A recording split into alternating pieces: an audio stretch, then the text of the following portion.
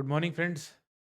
हमारी जो state polity की राजस्थान की राज्य व्यवस्था की जो सीरीज चल रही है उसके अंदर हम आगे बढ़ते हैं और हमारा जो नेक्स्ट टॉपिक है वो भी एक बहुत ही इम्पोर्टेंट एक आयोग है, एक कमीशन है जिसका हमारे रोजमर्रा के जो जो जिंदगी है उससे डायरेक्ट कनेक्शन है उसका। आपको लग रहा होगा कैसे कनेक्शन है। इसमें लिखा हुआ है ह्यूमन राइट्स। ह्यूमन राइट्स का मतलब भाई एक मानव के अधिकार क्या है। ठीक है, मानव के कुछ बेसिक अधिकार है जिंदगी को जीने के लिए, तो उसको इतना तो मिलेगा ही मिलेगा। अगर उसको उतना नहीं मिल रहा है तो मतलब उसके साथ अत्याचार हो रहा है ना। वो इस धरती पर आया है तो उसके साथ अत्याचार हो रहा है अगर उतना उसके पास नहीं है तो ये सब जो डिसाइड इनकी जो सुरक्षा करता है, मानव के जो अधिकार है उनकी जो सुरक्षा कर रहा है। वैसे तो कोर्ट कर ही रहा है, कोर्ट में न्याय होता ही है, लेकिन एक अलग से कमीशन बनाने की जरूरत क्यों पड़ी हमें, एक अलग से हमें आयोग बनाने की जरूरत क्यों पड़ी कि जो जिसका प्रॉपर काम सिर्फ यही हो कि जहां पर ह्यूमन राइट्स की बात आ जाए, जहां पर मानव के अधिकारों की बात आ जाए, वहां पर ये कमीशन जो है ये स्टेप लेगा, ये एक्शन लेगा, ये काम करेगा। ठीक है, ये सजेशन देगा, ये एडवाइस भी देगा। ठीक है, अब आगे बढ़ते हैं हम इसके अंदर। जो ह्यूमन राइट्स कमीशन है, स्टेट ह्यूमन राइट्स कमीशन, वैसे एक नेशनल ह्यूमन राइट्स कमीशन भी है भारत के अंदर जो राष्ट्रीय स्तर पर काम करता है, ये राज्य स्तर पर काम करता है। ये हमारे स्टेट के अंदर जरूरी इसलिए है, अगर किसी इंसान का बेसिक जीने का उसको वो भी मौका नहीं मिल रहा है, अगर उसका वहां पर भी हनन हो रहा है, तो ये जो कमीशन है ये काम करेगा, ये एक्शन लेगा और ये देखेगा, ये मेक श्योर करेगा कि उसके खिलाफ पूरी कार्रवाई हो, उसके साथ इंसाफ हो, न्याय हो। ठीक है, ह्यूमन राइट्स प्रोटेक्शन एक्ट 1993 1993 के अंदर ये जो था, ये एक्ट आया था ह्यूमन राइट्स प्रोटेक्शन। इसका सेक्शन 21 था जो कहता था कि there should be a human rights commission in the state. इसका जो सेक्शन 21 है वो ये कहता है कि हर स्टेट के अंदर एक ह्यूमन राइट कमीशन होना चाहिए, ताकि उस राज्य के जो मानव के अधिकार, लोगों के जो मानव अधिकार है, उनका ये प्रोटेक्शन करे, उनको सुरक्षा दे, उनको बचाए। अगर कुछ गलत हो रहा है, हनन हो रहा है, तो ये बीच में खड़ा रहे स्तंभ की तरह और उनको पूरी की पूरी सुरक्षा, न्याय दिलाए। ठीक है, ये किसके अंदर लिखा हुआ है? सेक्शन 21। ये फैक्ट है, सेक्शन 21 के अंदर ये चीज लिखी। Human rights commission is a statutory body. Statutory body का मतलब क्या होता है? जो ऐसी बॉडी जो किसी एक्ट के थ्रू बनाई गई है, पार्लियामेंट में वो एक्ट पारित हुआ है और वो एक्ट के तौर पे वो बॉडी बनी है, वो आयोग बना है। कॉन्स्टिट्यूशनल बॉडी का मतलब क्या होता है? जो चीज कॉन्स्टिट्यूशन के अंदर लिखी हुई है, संविधान के अंदर कोई चीज लिखी हुई है, तो वो तो हो गई कॉन्स्टिट्यूशनल बॉडी। लेकिन जो चीज एक्ट के थ्रू पार्लियामेंट, संसद के अंदर पारित हुई, राष्ट्रपति ने साइन किए, वो एक्ट बना और कोई बॉडी बनी, तो वो हो गया स्टैच्यूरी बॉडी। ठीक है, ये statutory body establish bye an act, constitutional body mentioned in constitution. इस चीज का आपको ध्यान रखना है। ठीक है, अब सेक्शन 21 के अंदर क्या लिखा था? Rajasthan state human rights commission was established on 18 January 1999। Act was passed. ठीक है, एक्ट पास कब किया गया? 18 जनवरी 1999, 1999 में। 18 जनवरी में इसका ये जो एक्ट, मतलब इसका स्टैब्लिशमेंट हुआ, इसका गठन हुआ। लेकिन इसकी कार्रवाई ऑफिशियल, इसकी जो कार्रवाई थी, जो कार्य प्रणाली थी, इसकी शुरुआत कब हुई? ऑफिशियल वर्किंग स्टार्टेड ऑन 23 मार्च 2000। 23 मार्च 2000 को इसकी ऑफिशियल काम इसका चालू हुआ, लेकिन गठन कब हुआ था? 18 जनवरी 1999। और जैसा कि सबको पता ही है, सारे लगभग आयोगों का हेडक्वार्टर कहाँ पर है? जयपुर में है। तो वैसे इसका भी जयपुर ही है। आरपीएससी का अजमेर है, ये थोड़ा ध्यान रखना।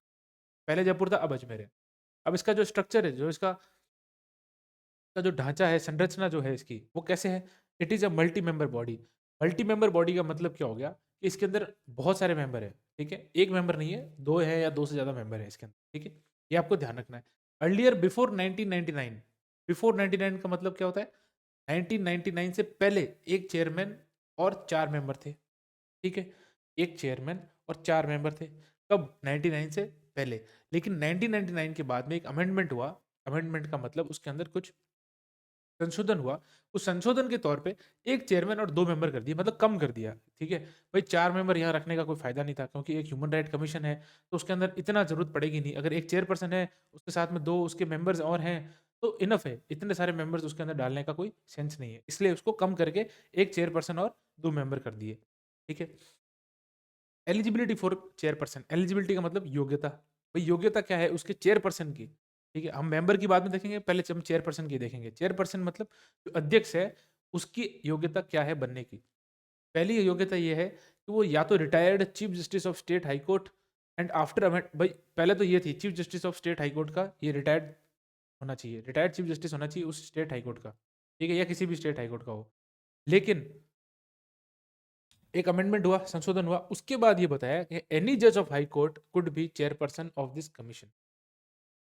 ठीक है, पहले तो था चीफ जस्टिस, कि भाई सिर्फ चीफ जस्टिस साहब जो बनेंगे वो स्टेट ह्यूमन राइट कमीशन के चीफ कमिश्नर बनेंगे। ठीक है, लेकिन इसके बाद एक अमेंडमेंट हुआ, एक संशोधन हुआ, और उसके तौर पे ये डिसाइड किया गया कि जो चेयरपर्सन बनेंगे वो सिर्फ सीजे चीफ जस्टिस नहीं बन सकते, कोई भी जज हो हाई कोर्ट के वो भी बन सकते हैं, वो भी पात्र हैं इसके बनने के। ठीक है, अभी जो हमारे गोपाल कृष्ण व्यास साहब हैं वो भी एक जज है, वो चीफ जस्टिस नहीं रहे हैं, वो जज रहे हैं हाई कोर्ट के, तो वो भी इसके जो है वो चेयरपर्सन है। ठीक है, इसकी एलिजिबिलिटी जो मेंबर है, मेंबर की एलिजिबिलिटी क्या है, अभी हम चेयरपर्सन की एलिजिबिलिटी देख रहे थे, अब ये जो एलिजिबिलिटी है किसकी, ये मेंबर की है। मेंबर की एलिजिबिलिटी की मेंबर कितने बताया था मैंने, पहले थे 4, फिर संशोधन हुआ 2000 में, तो पहले 4 थे, उसके बाद में कितने हो गए, अब 2 हो गए। 2 मेंबर है, दोनों की जो एलिजिबिलिटी क्या है, 1 मेंबर कुड बी रिटायर्ड और working justice of high court और डिस्ट्रिक्ट जज ऑफ 7 इयर्स एक्सपीरियंस। या तो वो रिटायर्ड या वर्किंग जस्टिस होना चाहिए किसका, हाई कोर्ट का, या फिर डिस्ट्रिक्ट जज भी हो सकता है, लेकिन कितना एक्सपीरियंस, 7 साल का एक्सपीरियंस, 1 साल 2 साल 3 साल का एक्सपीरियंस नहीं, 7 साल का एक्सपीरियंस होना चाहिए डिस्ट्रिक्ट जज को, तब वो आएगा और इसका मेंबर बन सकता है, मतलब तो एलिजिबल है बनने के लिए। ये जो डिस्ट्रिक्ट जज है ये रिटायर्ड भी हो सकता है, ये वर्किंग भी हो सकता है। डिस्ट्रिक्ट जज रिटायर हो गया तो मतलब उसकी ऑटोमेटिकली सर्विस खूब है, और वर्किंग है तो 7 साल से ज़्यादा वर्किंग होनी, मतलब उसका कार्य 7 साल से ज़्यादा होना चाहिए। 1 member should be expert of human rights. एक तो हो गए न्यायपालिका से रिलेटेड, एक ऐसा आदमी चाहिए जो ह्यूमन राइट्स में जिसने अपना पूरा काम किया है। ऐसे बहुत प्रोफेसर हैं या ऐसे बहुत समाज सेवक हैं, एनजीओ चला रहे हैं, जो ह्यूमन राइट्स के एनजीओ चलाते हैं, और वो खूब इस फील्ड के अंदर उनका बहुत लंबा एक्सपीरियंस है, 60-60 साल, 50-50 साल उनका एक्सपीरियंस है इस पूरी फील्ड के अंदर। ठीक है, अलग अलग कंट्रीज में उनके एनजीओ चलते हैं, ऐसे काफ़ी लोग हैं, तो वो उनमें से कोई एक आदमी इसका मेंबर बन सकता है, ह्यूमन राइट का एक्सपर्ट होना चाहिए वो। ठीक है, अब इसका कॉम्पोजिशन मतलब इसके अंदर कौन-कौन है, अभी अभी एट प्रेज़ेंट भी उसके सिनेरियो में बता रहा हूँ जो एट प्रेज़ेंट है। अभी आज के time Rajasthan state human rights commission के अंदर एक चेयरपर्सन हो गया, 2 मेंबर हो गए। अब चेयरपर्सन कौन है और 2 मेंबर कौन है, वो भी हम थोड़ा-सा देख लेते हैं। भाई चेयरपर्सन तो मैंने बताया आपको, गोपाल कृष्ण व्यास, जीके व्यास साहब, ये पहले जस्टिस थे हाई कोर्ट में। ठीक है, मेंबर कौन है, महेश गोयल साहब, और इसके जो सेक्रेटरी है, मेंबर के बाद में सेक्रेटरी भी है, he is the CEO of the commission. ये तो अध्यक्ष हो गए, ये सीईओ मतलब वर्किंग एग्जीक्यूटिव जो वर्किंग देखता है ना, जो वर्किंग देखता है पूरे उसकी, वो कौन देखता है, सेक्रेटरी साहब देखते हैं। ठीक है, इसका आपको ध्यान रखना है। अब इसको अपॉइंट कौन कर रहा है, बेसिक अभी तक तो आपको इतना समझ में आ ही गया होगा कि इसकी अपॉइंटमेंट कौन करता है। ठीक है, इतनी हमने पॉलिटी पढ़ ली है कि हमको लगभग पता चल ही जाता है कि इसका अपॉइंटमेंट कौन करेगा। ठीक है, क्योंकि ये एक स्टैच्यूटरी बॉडी है, और जो गवर्नर साहब होते हैं वो क्या होते हैं, नॉमिनल हेड होते हैं स्टेट के, तो लगभग उनके पास ही है पावर इसको अपॉइंट करने का। तो chairperson and members of this commission are appointed by governor under his hand and seal. कौन करता है इसको अपॉइंट, गवर्नर साहब करते हैं अपनी हैंड एंड सील के अंदर, मतलब सिग्नेचर के under, under the recommendations of a committee consisting of 6 members. ये सबसे इस चैप्टर की इंपॉर्टेंट जो अब लाइन आई है, committee consisting of total 6 members, मैंने क्या लिखा है, 6 मेंबर्स। राजस्थान के कंसेप्ट में 4 मेंबर, 2 मेंबर्स हैं, इसकी हम डिस्कशन करेंगे। ये 6 मेंबर्स मैंने क्यों लिखा है, एग्जाम में ऐसा आएगा कि ह्यूमन राइट कमीशन के अंदर जो कमेटी बनती है वो कितने मेंबर्स की है, टोटल 6 मेंबर्स की है, लेकिन वो बोले राजस्थान के अंदर कितने मेंबर्स हैं, 4 मेंबर्स हैं। क्यों, क्योंकि हमारे यहाँ विधान परिषद नहीं है, सर 2 मेंबर जो है वो विधान परिषद के हैं। हम देख लेते हैं 4 मेंबर कौन से हैं। पहले तो है चीफ मिनिस्टर साहब, जो कि अध्यक्ष हैं इस कमेटी के। ठीक है, इस कमेटी के ये अध्यक्ष है चीफ मिनिस्टर, फिर है होम मिनिस्टर, फिर है स्पीकर, और स्पीकर मतलब जो विधानसभा के अध्यक्ष हैं, सीपी जोशी साहब, फिर है लीडर ऑफ अपोजिशन, मतलब ऑपोजिशन का जो विपक्ष का जो लीडर है वो इसका भी एक मेंबर होता है। ये कहाँ से है, ये राजस्थान के सिनेरियो में है। ये 4 लोग कौन होंगे, ये राजस्थान के लिए है। ठीक है, लेकिन हमारे पास विधान परिषद नहीं है हमारे स्टेट के अंदर। जिन स्टेट के अंदर विधान परिषद है वहां पर ये होगा chairperson of legislative council. Chairperson of legislative council, Vidhan Parishad का जो चेयरमैन होगा, जो चेयरपर्सन होगा, अध्यक्ष होगा, वो एक तो ये मेंबर हो गया, और leader of opposition of legislative council. अगर विधान परिषद है तो उसके अंदर भी एक अपोजिशन का लीडर होगा, एक विपक्ष का नेता होगा जो कि इसका मेंबर होगा। लेकिन हमारे स्टेट के कंसिडर के हिसाब से, मैंने ये पॉलिटी के हिसाब से पढ़ा है, लेकिन स्टेट के जीके के हिसाब से बताऊं तो ये हमारे उसमें नहीं आते हैं। ये हमारे स्टेट के अंदर ये नहीं है, ये एलिजिबल नहीं है, क्योंकि हमारे पास विधान परिषद नहीं है। अगर विधान परिषद हो जाए कल को, तो ये भी हमको जोड़ना पड़ेगा, ठीक है। अभी तक के लिए हमारे पास ये 4 है: chief minister, home minister, speaker और लीडर ऑफ अपोजिशन, विपक्ष का नेता। ये स्पीकर अध्यक्ष साहब, और ये होम मिनिस्टर, और ये चीफ मिनिस्टर साहब। अब इसका टेन्योर क्या है, इसका कार्यकाल कितना है? इसका कार्यकाल है अभी के लिए जो at present it is of 3 years और 70 साल की age, whichever is earlier, ठीक है। 3 साल का कार्यकाल है, और उम्र 70 साल, जब 70 साल तक के भी आप नहीं होते हो तब तक आप एलिजिबल हो। आपकी उम्र 70 साल से क्रॉस हो गई, तब आप उस दिन आप रिटायर हो जाओगे पोस्ट से, ठीक है। आप फिर आप इसके पोस्ट के लिए आप एलिजिबल नहीं हो, योग्यता आप नहीं रखते, और 3 साल का कार्यकाल, ठीक है। He will also be eligible for reappointment. मान लो कि किसी को हटा दिया गया है, ठीक है, लेकिन उसकी 70 साल से कम एज है, और उसका 3 साल का कार्यकाल भी नहीं हुआ है, चाहे मेंबर हो चाहे चेयरपर्सन हो, उसको वापस उस पोस्ट पर रीअपॉइंट कर सकते हैं, ठीक है। ये समझ में आई? ठीक है। ये एक चीज ध्यान रखना कि रीअपॉइंटमेंट के लिए एलिजिबल है, लेकिन but they will not be eligible for any other appointment. Any other appointment, एक तो ये अपॉइंटमेंट हो गया जब वो सेम पोस्ट पे वापस आ रहा है। ये एनी अदर अपॉइंटमेंट का मतलब क्या है? किसी और पोस्ट पे वो एलिजिबल नहीं होगा जाने के लिए, ठीक है। विच अंडर कंट्रोल, अंडर सेंट्रल और state government, which when not holding this position. मैं समझाता हूँ इस लाइन का मतलब।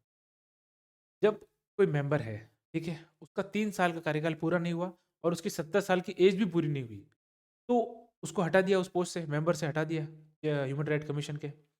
उसको वापस उस पोस्ट पे एलिजिबल वो है अपॉइंट होने के लिए, ठीक है, ला सकते हैं, क्योंकि उसका कार्यकाल पड़ा है, उसकी उम्र भी पड़ी है, ठीक है। लेकिन वो किसी और लाभ के पद, या सेंट्रल गवर्नमेंट या स्टेट गवर्नमेंट, जो केंद्र की सरकार है और राज्य सरकार है, उसके अंदर वो किसी लाभ के पद पे अपॉइंट नहीं हो सकता। वापस ह्यूमन राइट कमीशन के अंदर हो सकता है, लेकिन उसके अंदर नहीं हो सकता, किसके अंदर? लाभ के पद पे वापस नहीं जा सकता। इसका थोड़ा आप ध्यान रखना। फिर आता है रेजिग्नेशन। अपना त्याग पत्र किसको देगा? सबसे इजी, सबसे हमारे जो गवर्नर साहब वही अपॉइंट करते हैं, और सब रेजिग्नेशन भी उनको ही देते हैं। इस चीज़ का आपको ध्यान रखना है। वो अपना रेजिग्नेशन किसको देते हैं, त्याग पत्र किसको देते हैं? गवर्नर साहब को देते हैं, ठीक है। रिमूवल ऑफ चेयरपर्सन और members of the state commission, इनको हटाने की क्या प्रक्रिया है? चेयरपर्सन की और मेंबर को हटाने की जो प्रक्रिया है, अब हम उसके बारे में थोड़ा सा डिस्कशन करेंगे, क्योंकि ये भी इंपॉर्टेंट है, क्योंकि एग्जाम में ऐसे क्वेश्चन आएगा कि क्या हटा, किस चीज़ से वो हट सकते हैं, क्या प्रोसीजर है, ठीक है। प्रोसीजर ऐसा है कि इनको हटाने, ये देखो लाइन आई ना अब इंपॉर्टेंट सबसे इस चैप्टर की भी। द प्रेसिडेंट, अभी तक तो हम क्या देख रहे थे, गवर्नर साहब हटाते हैं। यहाँ पे क्या है? The president can remove them on the same grounds and in same manner as he can remove the chairperson और member of national human right commission. अभी तो हमारा राज्य का मानवाधिकार आयोग है, एक नेशनल केंद्र का भी एक मानवाधिकार आयोग होता है, नेशनल ह्यूमन राइट्स कमीशन, ठीक है।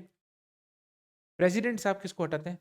नेशनल जो केंद्र का जो मानवाधिकार आयोग है, नेशनल ह्यूमन राइट कमीशन का जो अध्यक्ष होगा उसको हटाएगा कौन? प्रेसिडेंट साहब हटाएंगे। स्टेट जो जो ह्यूमन राइट कमीशन है, वो भी हटाने का हक किसके पास है?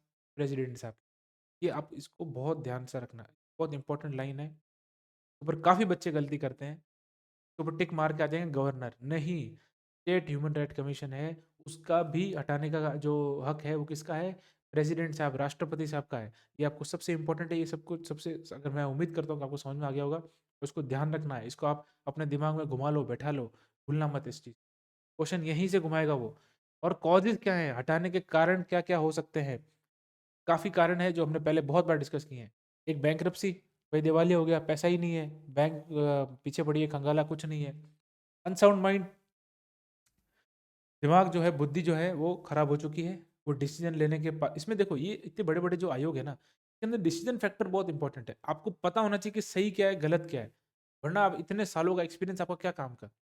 ठीक है, अगर आप सटियाए हुए हो, आपका अकल काम नहीं कर रही, तो आप कैसे डिसाइड करोगे कि सही किसके लिए क्या है? आप न्याय कैसे दोगे? ठीक है, आप एक्शन कैसे लोगे? इसलिए अनसाउंड माइंड उनका अगर है तो वो हटा दिए जाएंगे। एंगेजेस इन paid employment outside his office, अपने ऑफिस के बाहर अगर वो किसी पेड एम्प्लॉयमेंट में काम में इन्वॉल्व है, तो उनको हटाया जा सकता है, ठीक है। मतलब मान लो स्टेट ह्यूमन राइट कमीशन के वो चेयरमैन है, और वो साइड में अपना कुछ ऐसा ऑफिस ऑफ एम्प्लॉयमेंट, मतलब किसी के साथ नौकरी कर रहे हैं कहीं प्राइवेट फर्म के अंदर, तो भी वो इस पोस्ट से हटा दिए जाएंगे, क्योंकि वो गलत कर रहे हैं। अपने ऑफिस के अलावा किसी और ड्यूटी आप नहीं कर सकते, ठीक है, क्योंकि ये इनको ये एक बहुत बड़ी पोस्ट है, इसके ऊपर न्याय की जो मांग होती है वो ज़्यादा होती है। Sentence to imprisonment for a crime और सेंटेंस्ड गिल्टी। ऐसा कुछ काम हो गया जिसके अंदर उन्होंने कोई हीनियस क्राइम किया है, कोई मर्डर किया है, कोई किडनैपिंग की है, कुछ ऐसा भी किया है कुछ, है ना? तो अगर वो प्रूफ हो जाता है कि इनके ऊपर कोई क्रिमिनल केस है, कोई क्रिमिनल एक्टिविटी के अंदर ये इन्वॉल्व है, इन्होंने गलत किया है, तो इनको उस वहाँ से हटा सकते हैं, ठीक है? ये भी एक तरीका है इनको हटाने का। He gives annual report to governor. देखो, एनुअल रिपोर्ट किसको देगा? गवर्नर को। लेकिन इसको हटाएगा कौन? इसको हटाने वाला राष्ट्रपति है।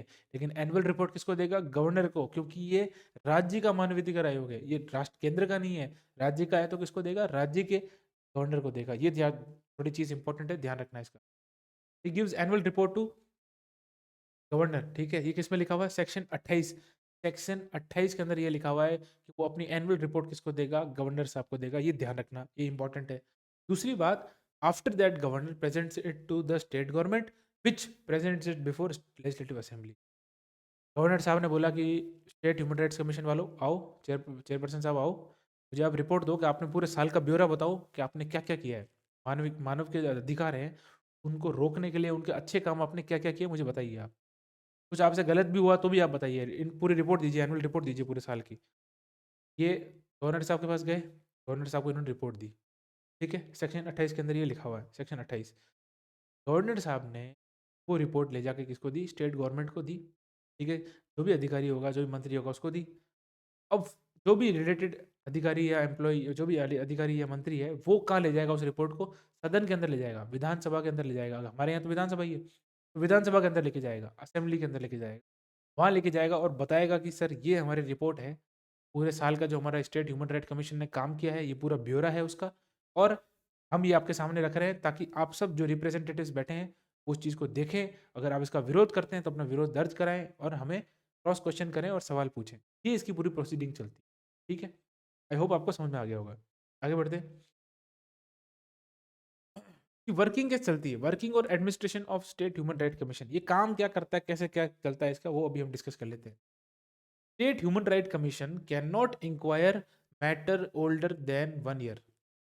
ध्यान रखना, ये उन मैटर में काम नहीं कर सकता जो 1 साल से पुराने हैं, ठीक है? कम से कम जो कंप्लेंट जो दर्ज करा रहा है, वो जो मैटर के ऊपर कंप्लेंट दर्ज करा रहा है, वो 1 साल से नहीं होनी चाहिए, पुरानी नहीं होनी चाहिए। इसका ध्यान रखना, आप कितने साल से पहले पुरानी नहीं होनी चाहिए, वो 1 साल पुरानी कंप्लेंट दर्ज नहीं होती है, ठीक है? ध्यान रखना है इसका। भाई कोर्ट चले जाओ, अगर इतना ही है तो कोर्ट चले जाओ, कोई दिक्कत नहीं है। It does not inquire into matters of armed forces. जो सिक्योरिटी फोर्सेस है, आर्म्ड फोर्सेस है, ये जो सेना है, सैन्य बल है, उनके अंदर जो भी मैटर होते हैं वो ये इंक्वायर नहीं कर सकता, क्योंकि वो मार्शल लॉ में आते हैं। वो हमारे जो देश का नॉर्मल लॉ है उससे बाहर है उनकी प्रोसीडिंग। वो मार्शल लॉ है, उसमें जो जो प्रोसीडिंग काम उनका सब अलग ही है, उनकी कोर्ट अलग है, उनके सब जजेस अलग होते हैं, जजेस अलग अपॉइंट होते हैं, उनकी सज़ा अलग है, उनका पूरा मैटर ही अलग है, ठीक है? उसमें इसकी हस्तक्षेप नहीं हो सकते। उसके अंदर जाके ये टांग अड़ाए कि यहाँ पे मानवाधिकार का हनन हो रहा है, नारे दे रहा है, तो ये पॉसिबल वहाँ नहीं है, ठीक है? वो लोग धक्के देके वहाँ से बाहर निकाल देंगे इनको, ठीक है? तो ये पॉसिबल नहीं है, और ये आर्म्ड फोर्सेस के अंदर इंटरवीन नहीं कर सकता, इंटरफेयर नहीं कर सकता। इस चीज़ का आपको ध्यान रखना है, ठीक है? हालांकि इसके ऊपर काफ़ी, देखो अखबारों में भी काफ़ी मैटर चलता है कि इसको आर्म फोर्सेस की, मतलब इसको पावर दो कि आर्म फोर्सेस के अंदर भी इंटरवीन कर सकते हैं, काम कर सके। लेकिन देखो, जब तक हमारा देश का सिस्टम ऐसा है कि अगर डिफेंस फोर्सेस के अंदर भी ये घुस गए तो आप उसके अंदर भी काफ़ी हो जाएंगे, और वो हमारी नेशनल सिक्योरिटी से रिलेटेड है, उसके अंदर कोई भी किसी प्रकार का हम ऐसा गलती नहीं कर सकते, ठीक है? इतना रिस्क नहीं ले सकते। It can not inquire in to matter pending in courts if if it inquire then prior permission has to be taken. इसका मतलब क्या है?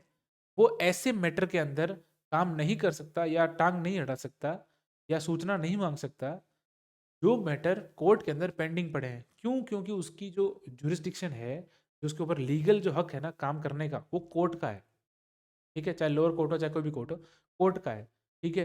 वो उसको छीन के खुद काम करने का हक स्टेट ह्यूमन राइट कमीशन के पास नहीं है अभी तक, तो क्योंकि वो अथॉरिटी में उससे ऊपर आते हैं, कोर्ट अथॉरिटी में इससे ऊपर है। दिया है इनको दर्जा, इनको सिविल कोर्ट का दर्जा दिया है, लेकिन अथॉरिटी में वो ऊपर है, ठीक है? तो उनसे ये काम नहीं ले सकता। अगर लेता है, कोई मैटर लेता है, कोई ऐसा कोई ऐसा इमरजेंसी का मैटर है जिसके अंदर इनको इंक्वायरी करनी है, तो ये परमिशन लेके उसके अंदर इंक्वायरी कर सकते हैं। बिना परमिशन इंक्वायरी नहीं कर सकते, यही चीज़ लिखी हुई है। Prior permission has to be taken, वो प्रायर परमिशन लेगा फिर वो काम करेगा, वरना नहीं करेगा, ठीक है? It has its own investigation agency under a secretary of IAS rank and IGP rank investigation officer. इनके खुद के इन्वेस्टिगेशन ऑफिसर्स भी होते हैं जो इनको रिपोर्ट देते हैं, इनके ऑर्डर पे काम भी करते हैं। वो एक तो होता है सेक्रेटरी आईएएस रैंक का होता है और एक आईजीपी रैंक का होता है, Indian sorry inspector general of police, ठीक है? उस आईजी रैंक के होता है जो को भाई टाइम टू टाइम रिपोर्ट भी देते हैं, इनका कोई एक्शन है तो वो एक्शन लेता है, उसके थ्रू सीधा उनको कॉल करते हैं ये ह्यूमन राइट कमीशन, ठीक है? खैर हालांकि आजकल तो ये बहुत एक्टिव है ह्यूमन राइट्स वाले। Human rights commission has the powers of civil court, मैंने जो बताई आपको, सुओ मोटो इन्वेस्टिगेशन कर सकता है, ठीक है? Under code of civil procedure 1908, इसके अंदर लिखा हुआ है कि इनको सिविल कोर्ट की पावर दो, कोर्ट ऑफ सिविल प्रोसीजर 1908 के अंदर ये पावर दी गई है इनको, ठीक है? ये थोड़ा आप ध्यान रखना। To visit jails and detention places to study the living condition of inmates and gives suggestion on it, ये जेल का भी दौरा करते हैं, ठीक है? ये जेल का दौरा करते हैं, ये डिटेंशन जो सेंटर होता है ना जहाँ पे किसी को कैद कर लिया है या कहते हैं ना सीज करके किसी आदमी को रख दिया है, सजा सुनाते हैं किन्हीं किन्हीं को, वहाँ पर ये जाके कंडीशन देखते हैं जेल की, कि प्रॉपर उनको खाना मिल रहा है कि नहीं, उनको पानी मिल रहा है कि नहीं, वो सब जहाँ वो रह रहे हैं वहाँ सफाई है कि नहीं है, क्योंकि बेसिक जो ह्यूमन जो एक इंसान का मानव का जो हक है ना कि जीने का खाने का, वो उनसे कोई नहीं छीन पाए, ये देखते हैं इस मैटर में जाके। इसलिए कहते हैं ना जेल रिफॉर्म लाओ, जेल रिफॉर्म लाओ। जेल रिफॉर्म का मतलब ये है कि जेल जो व्यवस्था है हमारे देश की आज उसको सुधारो। जेल की जो कंडीशंस है वहाँ जो गंदी हर मतलब पूरा बहुत गंदी कंडीशन है वहाँ पे कैदियों की, और जैसे वो रह रहे हैं या कुछ खैर अच्छी जेलें भी हैं लेकिन कुछ पुरानी जेल्स हैं। तो इनकी डिमांड ये हर बार ये रहती है कि अगर उसने क्राइम किया, उसको सज़ा मिल चुकी है, ठीक है, लेकिन उसको जीने का हक तो है। एक ह्यूमन को, एक मानव को मिनिमम जीने का हक तो मिलेगा, उसको क्यों हम छीने? तो कम से कम उसको इतनी बेसिक नेसेसिटी तो दें, खाने की, पीने की, रहने की, जो कहते हैं ना स्वच्छ हवा जो आ रही है वो तो उसको मिनिमम इतना तो मिले। इसलिए ये इंस्पेक्शन करते रहते हैं ह्यूमन राइट्स वाले, जेल में जाते हैं, डिटेंशन सेंटर में जाते हैं, फिर एक रिपोर्ट बनाते हैं, फिर रिपोर्ट अपनी पुलिस कमिश्नर सॉरी जो डीजी होता है उसको भेजते हैं, स्टेट का जो पुलिस का उसको भेजते हैं, बताते हैं, डिस्कशन करते हैं, कोर्ट मतलब सॉरी वहाँ पे जाते हैं, सदन के अंदर भी अपनी रिपोर्ट के अंदर ये लिख के देते हैं। तो ये इनका काम है, ये सब ये करते रहते हैं, ठीक है? आगे बढ़ते हैं हम। To promote and spread human right literacy among people and promote awareness by publication, media, seminar, other available measures for the safeguard available for the protection of these human rights. इनका काम क्या है कि हर इंसान तक ये चीज़ पहुंचाना कि भैया आपके पास आपके मानवाधिकार आयोग, आपका मानवाधिकार है, आपको ह्यूमन राइट्स हैं, आपके पास कुछ हक है जिसको आपसे कोई नहीं छीन सकता, ठीक है? जैसे कि ह्यूबस कॉर्पस है, हमने रिट के अंदर पढ़ा था ह्यूबस कॉर्पस, 24 घंटे के अंदर अंदर पुलिस को कोर्ट के सामने उसको प्रस्तुत करना पड़ेगा। क्यों? क्योंकि बेसिक ये एक मानव का अधिकार है। आप ऐसे ही किसी को पकड़ के जेल में नहीं डाल सकते, आपको बताना होगा 24 घंटे के अंदर कि इसने क्या क्राइम किया, क्या गलती है। फिर कोर्ट डिसाइड करेगा कि अगर गलती है तो इसको हम जेसी करेंगे, मतलब इसको हम डालेंगे जेल में, और नहीं तो फिर उसको बरी करो अभी के भी। तो ये सब ये अवेयरनेस कैंपेन चलाते रहते हैं, ये एनजीओ के थ्रू चलाते हैं, न्यूज़ में डालते हैं, ये अखबार में डालते हैं, ये पोस्टर छपवाते हैं रोडों पे, ताकि इससे पता लगे लोगों को कि हमारे कुछ मानव के अधिकार हैं, इनसे हमें कोई छीन नहीं सकता। ये बेसिक जीने के तरीके हैं, जीने का मिनिमम लेवल है ये, इतना तो हमें मिलना ही चाहिए, ठीक है? ये इनका काम है, ये कैंपेन चलाते रहते हैं। आपको देखने को मिल जाएँगे वैसे तो कहीं न कहीं। To encourage NGOs who are working in the field of human rights, ऐसे एनजीओज़ जो ह्यूमन राइट की फील्ड के अंदर काम कर रहे हैं, उनको भी ये प्रेरणा देते हैं, उनको भी ये मोटिवेट करते हैं कि आप इसके अंदर काम करिए। तो हेल्प भी करते हैं, चाहे लीगली हो, चाहे कोई ऑफ़िशियल काम में हो, चाहे वहाँ जाके चेक करना हो कि कैसे क्या है, और कुछ हेल्प चाहिए आपको, कुछ कहते हैं ना इन्फॉर्मेशन चाहिए, कुछ आपको मतलब सलाह-मशवरा चाहिए, कुछ मदद चाहिए, तो ये लोग जाके मदद करते रहते हैं किनकी, एनजीओज़ की, जो कि ह्यूमन राइट्स में काम कर रहे हैं ज़्यादा, स्पेशल जो ह्यूमन राइट्स वाले एनजीओज़ हैं, खास करके उनके लिए, ठीक है? इफ द पब्लिक अथॉरिटी और officials fails to prevent violation of human rights, then commission में इंटरवीन। वो पब्लिक अथॉरिटी जो पब्लिक का काम करने में असफल रही है, चाहे पुलिस हो, चाहे दूसरा डिपार्टमेंट हो, उस मैटर में, और वहाँ पर मानव का अधिकार का हनन हुआ है, तो ये जो ह्यूमन राइट कमीशन है, राज्य का जो मानव अधिकार जो आयोग है, ये उसके अंदर डायरेक्ट इंटरवीन कर सकता है उस मैटर के अंदर, उस केस के अंदर, और वहाँ पे इन्वेस्टिगेशन बिठा सकता है और काम कर सकता है, ठीक है? और उनको इनको काफ़ी, ये लोग सख्ताई से काम करते हैं। अगर ऐसा कुछ होता है ना, पुलिस वालों के पीछे पड़ जाते हैं ये लोग, कि आपने ये किया तो किया कैसे? काफ़ी बार नहीं होता कि जेल में सुसाइड कर लेते हैं बंदी। क्यों? क्योंकि उनको इतना प्रताड़ित किया जाता है, इतना मारा जाता है कि वो आखिरकार सोचता है कि मैं इतनी मार खाऊँ, इससे बढ़िया मर ही जाता हूँ एक दिन में, बात ही खत्म। वो सुसाइड कर लेते हैं। उसके लिए काफ़ी ये लोग पीछे पड़े रहते हैं पुलिस वालों के लिए, कि भई तुम्हारी जो जो कार्य करने का तरीका है वो बहुत क्रूरतापूर्वक है। तुम सरलता से काम करो। ठीक है, उसको सज़ा मिल चुकी है। तो इनका ये काम चलता रहता है, ठीक है? It specifically focusing on matters of death during imprisonment, मैंने बताया ना अभी, तो जेल हो गई और उसने फिर मर गया और सुसाइड कर लिया, या फिर रेप, हैरेसमेंट, मेंटल असाइलम, इनके जो विक्टिम्स हैं, रेप का कोई विक्टिम है, हैरेसमेंट का कोई विक्टिम है, कोई ऐसा आदमी जो पागल हो चुका है, उसके कुछ रहने-ढहने का तरीका नहीं है, तो इनका ये मेंशन करते, ये मतलब मेक श्योर करते हैं कि जो पागल हैं उनका भी एक हॉस्पिटल हो, उनका एक प्रॉपर हॉस्टल हो रहने के लिए, वहाँ पे लोग उनको सँभाले आए-जाए, या कोई ऐसी कोई रेप का इंसिडेंट हो गया हो, किसी के साथ गलत हो गया हो, ये वहाँ पहुँचते हैं, न्यूज़ में इन्फॉर्मेशन देते हैं, न्यूज़ मीडिया बुलाते हैं ताकि उस चीज़ को, उसको जल्दी से जल्दी न्याय मिले। पुलिस पे प्रेशर डालते हैं ये, और कोर्ट में और जाते हैं, ताकि ये इनका काम है इस चीज़ के लिए, ताकि एक मानव का जो अधिकार है बेसिक, उसको ये कम कर सके, और जो क्राइम रेट जो बढ़ रही है उसको भी ये, जो ह्यूमन से रिलेटेड क्राइम रेट्स है उसको ये कम कर सके, ठीक है?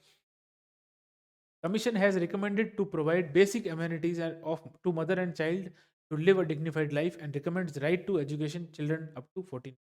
भाई, बच्चा और बच्चा की जो माँ और बच्चे का जो एक रिलेशन है, क्योंकि उसके अंदर क्या है, बच्चा माँ के बिना जिंदा नहीं रह सकता और माँ बच्चे के बिना जिंदा नहीं, तो उनका एक रिलेशन है, उसको बचाने की भी बहुत ज़रूरत है। तो ये एक ह्यूमन डिग्निटी है कि जब बच्चा छोटा है तो ये मेक श्योर करे कि उसका, उसके आसपास कोई माँ हो संभालने के लिए। बचपन से ही अगर वो उस फेज़ से जाएगा तो काफ़ी उसकी मेंटल हेल्थ पे फ़र्क पड़ता है। ये भी ये मेक श्योर करते हैं कि उसको पूरा जो चाहिए वो सारा मैटर उसको मिले, ठीक है? दूसरा ये बताते हैं कि भई right to education, right to education के लिए भी इन्होंने मैटर काफ़ी उठाया था कि भई बच्चों को फ्री एजुकेशन मिलना चाहिए 14 साल की उम्र तक, ताकि हमारे देश की जो लिटरेसी है, जो अ, अशिक्षा जो जो बढ़ रही है, वो उसको कम करिए आप। शिक्षा का जो महत्व है उसको लोगों को समझाइए, और फ्री में, मुफ़्त में। अभी तक तो पैसा एक बहुत बड़ा मतलब अड़चन था कि भैया हम स्कूल में एडमिशन करा देंगे, बच्चा पढ़ेगा कैसे, क्या पढ़ेगा, पैसा तो है नहीं हमारे पास। लेकिन फ्री एजुकेशन कर दी 14 साल के बच्चे तक, तो अब वो उसको मैंडेटरी है स्कूल जाना। पढ़ेगा, लिखेगा, शिक्षित होगा, तो समाज भी शिक्षित होगा, देश भी शिक्षित होगा, और देश भी का विकास भी होगा। ये इनका ध्यान रखते हैं, ठीक है? Tries to prevent crime related to human right like human trafficking, poverty, hunger, child prostitution और लेबर इश्यूज़। ये इन सारे क्राइम को कम करने की कोशिश करते हैं। किसको? ह्यूमन ट्रैफिकिंग मतलब भई तस्करी करना ह्यूमन्स की, मनुष्यों की, दूसरी कंट्रीज़ में ले जाना, उनको वहाँ मज़दूर बना देना। ये जो ऑर्गन्स होते हैं, कोई पेट है, किडनी है, उसको काट के बेच देना, ये बहुत क्राइम्स होते हैं, गंदे-गंदे क्राइम्स।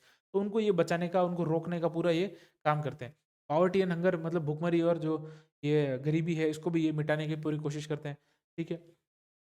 चाइल्ड प्रोस्टिट्यूशन, बच्चों को प्रोस्टिट्यूशन के अंदर डाल देते हैं, उनको किडनैप करके गायब करके किसी और देश में ले जाते हैं। वहाँ उन लोग को प्रोस्टिट्यूशन के अंदर डाल देते हैं, जो माफिया हैं वो पैसा कमाते हैं, और इनको, इनकी ज़िंदगी तो खराब हो जाती है। फिर ये मर जाते हैं काफ़ी टाइम बाद हेल्थ इश्यूज़ की वजह से। फिर लेबर इश्यूज़, जो मज़दूर हैं उनकी कंडीशन क्या है, वो किस कंडीशन में काम कर रहे हैं, वो वेतन बराबर मिल रहा है कि नहीं मिल रहा है, पैसा उनको मिल रहा है कि नहीं मिल रहा है, बेसिक जीने का उनको मिल रहा है कि नहीं मिल रहा है। तो इसका भी पूरा मेक श्योर करते हैं ये, ठीक है? Minority rights are also priority for commission. जो अल्पसंख्यक, जो अल्पसंख्यक जो जनता है, जो लोग हैं, उनके जो हक और जो उनके जो राइट्स हैं, उनके जो हक है, उसको भी बचाने का ये पूरा कोशिश करते हैं, क्योंकि इनको पता है वो भी आखिरकार है तो मनुष्य है, ह्यूमन्स हैं, उसको बचाने की पूरी ये कोशिश करते हैं राइट्स वाले। When acting as civil court, मैंने क्या बताया, इसको सिविल कोर्ट के अधिकार मिले हुए हैं। जब ये सिविल कोर्ट का काम कर रहा होगा, उसके लायक काम कर रहा होगा, तो ये समन कर सकते हैं किसी witness, issuing summons and ensuring their appearance. Summon का मतलब क्या होता है? किसी को आपने लीगली बाइंडिंग किया उसको बुलाने के लिए, कि आपके ऊपर, आपका ज़रूरी है यहाँ आना और विटनेस बनना, या फिर सबूत देना, या ये बताना कि ये आपने ये किया है, ये नहीं किया। तो ये समन कर सकता है विटनेस को बुलाने के लिए, ये आयोग का काम है, ये आयोग कर सकता है, इसके बाद इसकी पावर है। To get all the documents required, सारे डॉक्यूमेंट्स जितने भी किसी के पर्सनल डॉक्यूमेंट्स या कुछ भी हो, अगर इसको लगता है कि केस में चाहिए, इन्वेस्टिगेशन में चाहिए, तो ये मंगा सकता है उन डॉक्यूमेंट।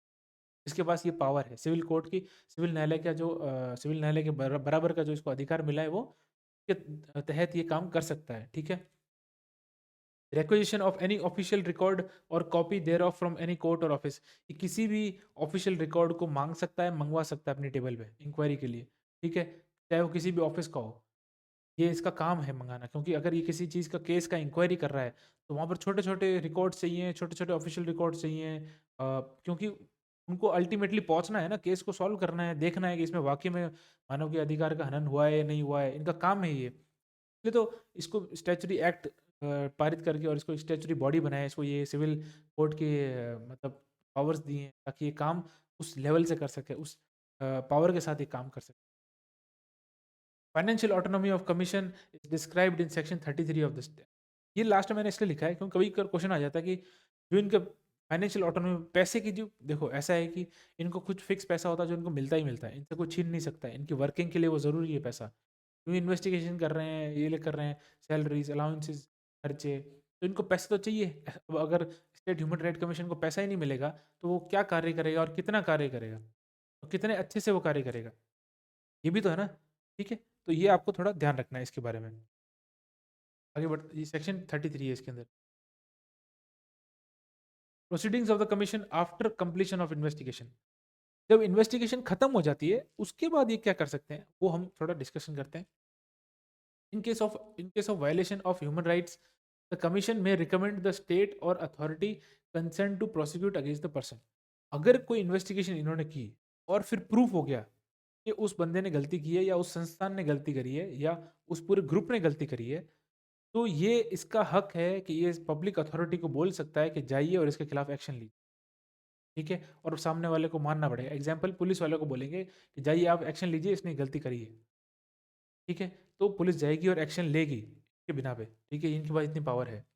द कमीशन में रिक्वेस्ट फॉर द डायरेक्शंस और orders of the supreme court और हाई कोर्ट, जो कमीशन है वो रिक्वेस्ट भी कर सकता है, डायरेक्शन या ऑर्डर, ये सुप्रीम कोर्ट और हाई कोर्ट के ऑर्डर का भी ये हेल्प मांग सकता है, सुप्रीम कोर्ट से मांग सकता है, हाई कोर्ट से मांग सकता है कि आप हम इस डायरेक्शन के अंदर आप हमें हेल्प कीजिए, क्या है बताइए, लीगली क्या क्या हो सकता है आप हमें बताइए। ये इनके पास हक है जानने का और हेल्प मांगने का सुप्रीम कोर्ट से और हाई कोर्ट से।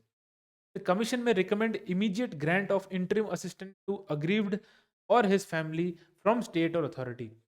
किसी के साथ गलत हुआ है, किसी का नुकसान हुआ है, किसी के साथ चोरी हुई है, करप्शन हुआ है या कुछ भी हुआ है, इसके पास ये अधिकार है कि ये डायरेक्ट सामने जिसने गलत किया है, गिल्टी जो है, उसको ये सजा सुना सकता है और ये बोल सकता है कि आपने इसके साथ गलत किया, आप इसको 50 लाख रुपए दीजिए, बनते हैं इसके 50 लाख, आप इसके 50 लाख आपने नुकसान किया, आप इसका 50 लाख भरिए। ये कौन कर सकता है? ये ऑर्डर दे सकता है सामने वाले को कि करिए, ये आपको करना पड़ेगा। तो ये इसके पास इन्वेस्टिगेशन के पास ये सब करने का ऑर्डर है। ये पॉसिबल कब है ये सब करना? जब आपने पूरी इन्वेस्टिगेशन खत्म कर दी, आपके पास एक प्रूफ आ गया कि हाँ सर ये हुआ है, इसने गलती की है, हमारे पास ये प्रूफ्स हैं और हम इसको डिक्लेयर करते हैं कि इसने गलती की है। ठीक है? नो डाउट वो कोर्ट में जा सकता है, सब कुछ हो सकता है, लेकिन वो कोर्ट में भी जा सकता है, मैं ऐसा मानता हूँ, कोर्ट में जाने के बाद वो उसको अपील कर सकता है। लेकिन अभी देखो, इंटरिम असिस्टेंस टू अग्रीव्ड और हिज फैमिली फ्रॉम स्टेट और अथॉरिटी, इसका मतलब ही देखो ये होता है कि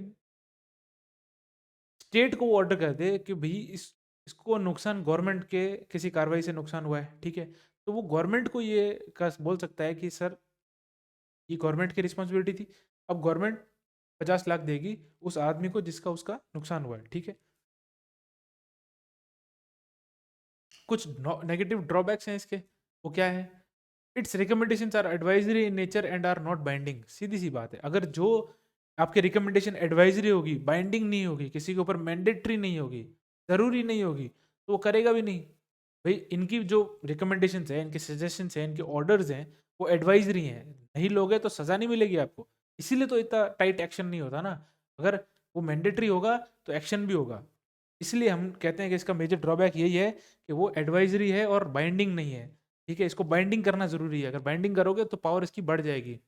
it has no power to punish the violators not to award any relief including monetary relief to the victim. ये क्या करता है? जिन लोगों ने वायलेशन किया है, जिन लोगों ने विक्टिम के साथ गलत किया है या उसका नुकसान पहुंचाया है, तो उसको ये डायरेक्ट सजा नहीं दे सकते। दे सकते हैं मतलब सुना, उसको डिक्लेयर करके आगे अथॉरिटी को बोलेंगे कि आप इसको चेक करिए, किसने ये इसके अंदर एक्शन लीजिए।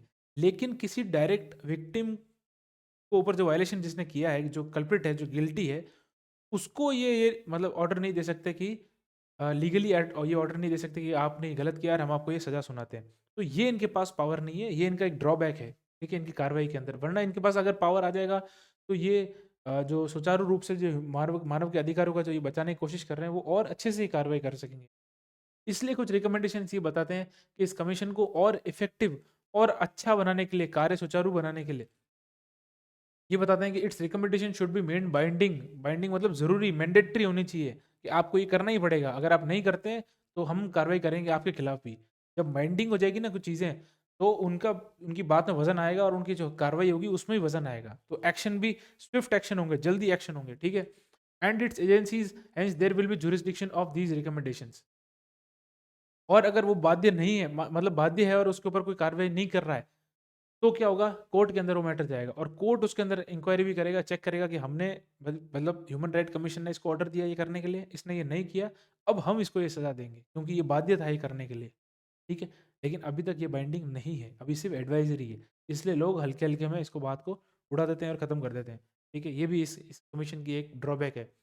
In case of violation of HR, the commission should have the authority to impart punishment to the guilty and award compensation to the aggrieved. इसका मतलब ये है कि जो कमीशन है, इसके पास ऐसी पावर होनी चाहिए कि ये किसी ना किसी को सज़ा सुना सके। सज़ा मतलब किसी को बता सके कि भाई तेरा नुकसान 50 लाख का हुआ है, मैं तुझे ये ऑर्डर दे रहा हूँ, बाइंडिंग ऑर्डर्स दे रहा हूँ, एडवाइजरी ऑर्डर्स नहीं है, बाइंडिंग ऑर्डर्स, मैंडेटरी, तुझे 50 लाख देने ही पड़ेंगे किसी भी हालत में। ये मैं बोल रहा हूँ तुझे, ये ऑर्डर दे रहा हूँ। तो ये भी इनके पास अभी पावर नहीं है। अगर ये पावर भी इनके पास आ जाती है तो इनकी शक्तियाँ जो है, पावर्स हैं, वो इनकी बढ़ जाएगी, ठीक है। State police and related agency should give their full cooperation to the commission.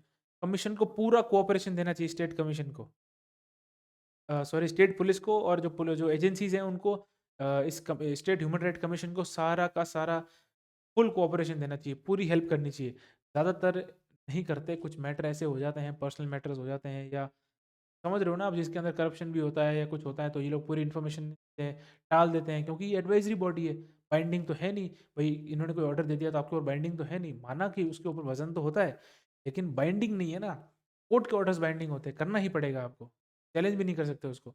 लेकिन यहाँ तो क्या है कि भैया चलता है और वो लोग कुछ ना कुछ बहाना करके या एडवाइजरी कर टाइम निकाल देते हैं, टालते रहते हैं। नुकसान किसका हो रहा है? नुकसान तो इस कमीशन का ही हो रहा है, वो भी अपना टाइम खराब ही कर रहा है इन्वेस्टिगेशन में। तो ये इनका ये बात कहनी है कि भाई पुलिस को और जो रिलेटेड एजेंसीज हैं उनको फुल कोऑपरेशन करना चाहिए, पूरा सपोर्ट करना चाहिए इस कमीशन को, आयोग को। It should have the powers to inquire in the matters of arm forces. ये भी काफ़ी बार मैंने आपको बताया कि ह्यूमन राइट्स के जो काफ़ी लोग जो एक्टिविस्ट हैं, जो ह्यूमन राइट्स में काफ़ी समझते हैं, उन लोगों की भी काफ़ी टाइम से ये मांग है कि भाई आर्मी और आर्म फोर्सेस जो हैं, उसके अंदर भी ह्यूमन राइट्स का जो जुरिस्डिक्शन का जो एरिया है, जो दायरा है, उसको बढ़ा के आर्मी और वो भी इनके अंडर आने चाहिए। लेकिन वो अभी तक पॉसिबल नहीं है और मुझे लगता है ये आगे पॉसिबल भी नहीं हो। जो आर्मी के टॉप ऑफिशियल्स हैं वो इसको नहीं होने देंगे क्योंकि उनका वर्क कल्चर एक अलग है। वो एक अलग तरीके से चलते हैं, उनके वहाँ डिसिप्लिन है, उनके वहाँ स्ट्रिक्ट नेचर से चलना पड़ता है। वरना आप फोर्स को डिसिप्लिन में कैसे रखोगे? इसलिए ह्यूमन राइट्स के अंदर काफ़ी डिमांड आती है कि इस कमीशन के अंदर ये दायरा बढ़ा के इसको पावर दी जाए, लेकिन मुझे नहीं लगता कि ये पॉसिबल होगा। ठीक है, आगे बढ़ते हैं हम इसी कड़ी में। जो अभी तक तो हमने भाई इसका देख लिया कि ड्रॉबैक्स क्या हैं, नेगेटिव्स क्या हैं, हमने सब देख लिया। कुछ फैक्चुअल चीज़ें हैं, वो फैक्चुअल चीज़ें भी हमें जानना बहुत ज़रूरी है, हमारे एग्जाम के लिए इंपॉर्टेंट है, क्योंकि मैंने बताया कि कंसेप्ट के साथ में एक फैक्ट तो पूछेगा ही पूछेगा, चाहे आरपीएससी हो चाहे अधीनस्थ बोर्ड हो, ठीक है। Chairperson of Rajasthan state human right commission, chairperson कौन अभी तक रहे हैं Rajasthan state human right commission के, मानवाधिकार आयोग के अभी तक के हमारे अध्यक्ष कौन रहे हैं, वो हम देखते हैं। सबसे पहले जो हमारी वो थी, वो लेडी थी, कांता कुमारी भटनागर। ये सबसे इंपॉर्टेंट है, एक तो ये लेडी थी और ये सबसे पहले थी, तो इनका कार्यकाल भी इंपॉर्टेंट है, 23 मार्च 2000 से लेके 11 अगस्त 2000 तक, ठीक है। छोटा कार्यकाल था, लेकिन 2000 के अंदर अंदर ही मार्च से लेके अगस्त तक का था इनका, और नाम था इनका कांता कुमारी भटनागर। इस चीज़ को आपको थोड़ा ध्यान रखना है। दूसरे साहब थे हमारे सैयद सागिर अहमद, ये जस्टिस रहे हुए थे। सैयद सागिर अहमद, इनका था 16 फरवरी 2001 से लेकर 30 जून 2004 तक, ठीक है। इसका आपको थोड़ा ध्यान रखना है। फिर नगेंद्र कुमार जैन, नगेंद्र कुमार जैन का था 16 जुलाई 2005 से लेकर 15 जुलाई 2010 तक का, ठीक है। फिर थे प्रकाश टाटिया जी, इनका था 11 मार्च 2016 से लेके 26 नवंबर 2019 तक। प्रकाश टाटिया जी का कब था? 11 मार्च 2016 से लेके 26 नवंबर 2019। फिर थे जीके व्यास। जीके व्यास साहब का था जनवरी 2021 से लेके अभी तक ये चल रहे हैं, गोपाल कृष्ण व्यास साहब। ये भी हाई कोर्ट जस्टिस रहे हुए हैं, ठीक है। फर्स्ट देखो, ये एक फैक्ट ऐसा है, इनके अलावा एक और बनाया था, इनको केयर टेकर, कार्यवाहक अध्यक्ष बनाया था, ठीक है, ध्यान रखना इस चीज को। First care taker chairperson of state human right commission, राज्य का जो मानव अधिकार आयोग है, इसके पहले कार्यवाहक चेयरपर्सन किसको बनाया था? HR कुड़ी को। इन्होंने कब ज्वाइन किया था? 1 जून 2012 को। आप ध्यान देना, बीच में 16 से लेके ये 19-21 के बाद तक का थोड़ा खाली पड़ा था ये, ठीक है। देखो ये यहाँ पे खाली होगा, 2010 से लेकर 16 तक खाली था, तब बीच में 1 जून 2012 को इनको अपॉइंट किया था, HR कुड़ी जी को। किसको? HR कुड़ी जी को। लेकिन फिर बाद में इनको भी हटा दिया गया था, फिर बाद में नेक्स्ट और आ गए थे। तो ये फर्स्ट केयर टेकर है, ये ध्यान रखना। मतलब नेक्स्ट तो ऐसे देखा तो कांता कुमारी जी है, लेकिन ये केयर टेकर, कार्यवाहक के तौर पे देखा जाए तो HR कुड़ी जी है, ठीक है, फर्स्ट। सैयद सागिर अहमद साहब जो थे इसके जो सेकंड दूसरे जो चेयरपर्सन थे, इसके अध्यक्ष थे मानवाधिकार आयोग के, राज्य मानवाधिकार आयोग के, ये सुप्रीम कोर्ट के जज रहे हुए थे। ये थोड़ा आपको ध्यान रखना है फैक्ट, कि सुप्रीम कोर्ट जज रहे हुए हैं। क्या रहे हुए? सुप्रीम कोर्ट जज। अभी तक तो हाई कोर्ट जजेस थे इसके अंदर, ये सुप्रीम कोर्ट जज थे जिनको यहाँ पे अपॉइंट भी किया हुआ था। फिर मैगजीन ऑफ कमीशन, कमीशन एक मैगजीन निकालता है। उस मैगजीन में वो क्या करता है? राज्य के अंदर जो भी मानव अधिकार से रिलेटेड जो भी चीज़ें हुई हैं, जो कार्य हुए हैं, जो इनके एक्शंस हैं, पॉलिसीज हैं, जिसके ऊपर ये और काम करना चाह रहे हैं या बता रहे हैं चीज़ों को, तो वो भी लगभग इसके अंदर डिसाइडेड है। और वो उसके सारा एक कहते हैं ना कंपाइल करके और एक मैगजीन निकालते हैं पूरे, ताकि सब पब्लिक देखे, जनता देखे। तो वो उसका नाम क्या है? मानवाधिकार संदेश। क्या नाम है? मानवाधिकार संदेश। इस चीज़ का थोड़ा ध्यान रखना आप, इसका क्वेश्चन आ सकता है। मुझे ऐसा फील होता है कि इसका कुछ ना कुछ इससे रिलेटेड कुछ पूछ सकते हैं, क्योंकि दोनों बोर्ड जो हैं वो ऐसा आजकल सवाल लेके आते हैं जिसका कोई तुक बनता नहीं है, लेकिन वो इंपॉर्टेंट भी है कहीं ना कहीं, ठीक है। तो इसका ध्यान रखना मानवाधिकार संदेश का। और इसके बाद हमने अभी तक ये जो डिस्कस कर लिया है वो स्टेट ह्यूमन राइट्स कमीशन, मतलब राज्य का जो मानवाधिकार आयोग है, उसके बारे में हमने सारा डिस्कशन कर लिया है। जो इम्पोर्टेंट कंसेप्ट है, जो पॉइंट है, वो भी हमने देख लिए, जो फैक्ट्स हैं वो भी हमने देख लिए हैं। और ये चीज़ें इंपॉर्टेंट इसलिए हैं क्योंकि इनसे एक क्वेश्चन तो आ ही जाएगा मुझे लगता है। अगर नहीं भी आता है तो ये किसी दूसरे चीज़ में आपको वो सवाल सही करने में हेल्प कर सकते हैं, ठीक है। तो वही मैंने बताया, टेन्योर, कार्यकाल, इसकी एलिजिबिलिटी, योग्यता, है ना, किन किन को, ये जो फैक्ट मैंने बताया, 5 जो अध्यक्ष रहे हैं, ये इनके बारे में आपको ध्यान रखना है। तो इसी उम्मीद में मैं अभी आपसे अलविदा चाहूँगा कि आप इसको पढ़ते रहेंगे। ऐसा नहीं कि सुन लिया, देख लिया, लिख लिया और सो गए, नहीं, इसको रिवाइज करना पड़ेगा। अगर रिवाइज नहीं किया तो भूल जाओगे बहुत जल्द, क्योंकि पॉलिटी चीज़ ही ऐसी है, बहुत जल्दी दिमाग से निकल जाएगी आपकी। तो पिक्चर तो है नहीं, कोई मैप तो है नहीं कि सामने आएगा तो दिख जाएगा। ये तो ये तो आपको ऑन द स्पॉट आपको ध्यान रखना पड़ेगा, और यहाँ शब्दों से खेला जाता है पॉलिटी के अंदर, ठीक है। तो उम्मीद करता हूँ कि आप लोग रिवाइज करते रहेंगे। अगली क्लास में हम वापस मिलेंगे। Thank you so much. Good night.